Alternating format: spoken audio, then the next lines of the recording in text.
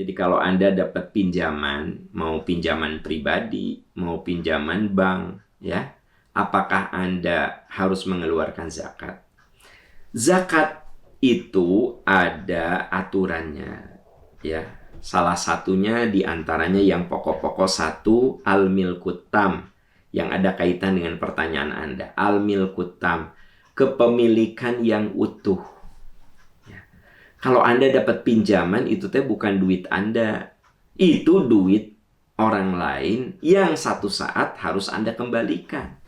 Ya, Anda tidak ada kewajiban zakat untuk sebuah pinjaman, wong itu bukan duit Anda. Kan gitu. Ya, saya meminjamkan uang 50 juta sama Anda. Uang siapa?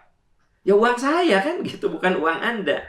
Nah, sementara zakat itu ketentuannya al-milkut tam, kepemilikan yang utuh.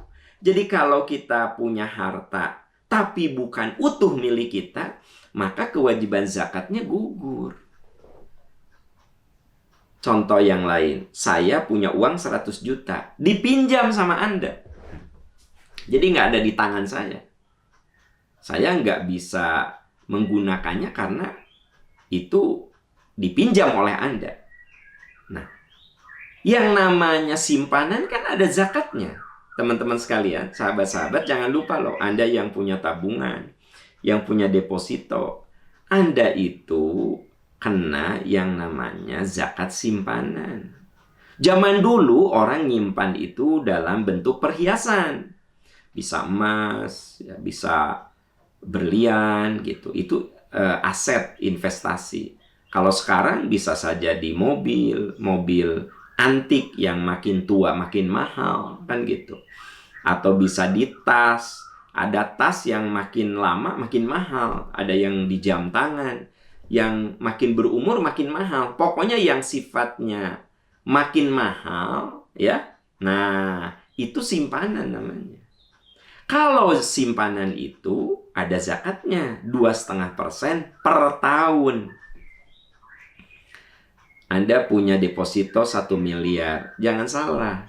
Per tahun keluar zakat 2,5%. Nah, ini yang suka lupa. Disangkanya yang namanya zakat itu cuma penghasilan. Ada penghasilan, ada simpanan, ada pertanian, ya. Ada peternakan, ada zakat perdagangan, banyak kan. Zakat, kewajiban zakat itu.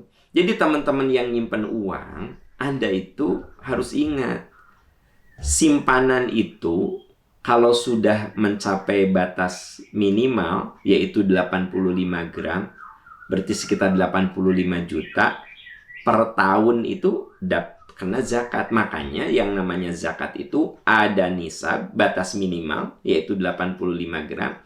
Ada haul, dia sudah berumur setahun. Nah, dan ada al-milkut tam, kepemilikan utuh. Nah, sekarang saya punya uang 100 juta. Sebenarnya tiap tahun harus saya keluarkan 2,5 juta zakat simpanan. Masalahnya uang saya dipinjam sama Anda.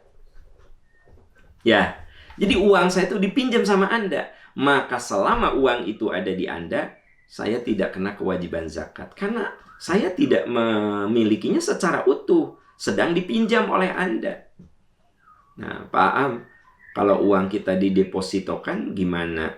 Ya kan, walaupun Anda kena penalti, tapi tetap itu milik Anda. Kapanpun Anda bisa ambil, iya nggak sih? Kalau deposito itu. Nah, itu kena zakat 2,5%. Tapi kalau uang saya dipinjam oleh orang, ya, saya tadi contohkan, saya punya uang 100 juta, dipinjam sama Anda.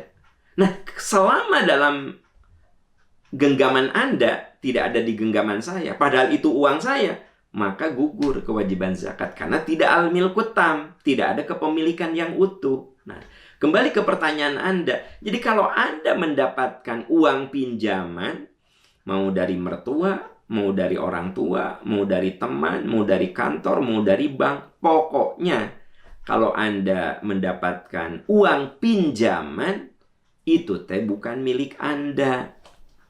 Karena Anda ada kewajiban mengembalikan. Nah, kalau bukan milik Anda, berarti tidak ada ketentuan zakat untuk pinjaman, uang pinjam, walaupun miliaran, walaupun triliunan, kalau judulnya minjam, itu bukan uang Anda. Artinya gugur kepemilikannya. Bukan kepemilikan utuh, bukan kepemilikan sempurna. Gitu ya, rumusnya, cara logika hukumnya seperti itu. Wallahu a'lam bishawab.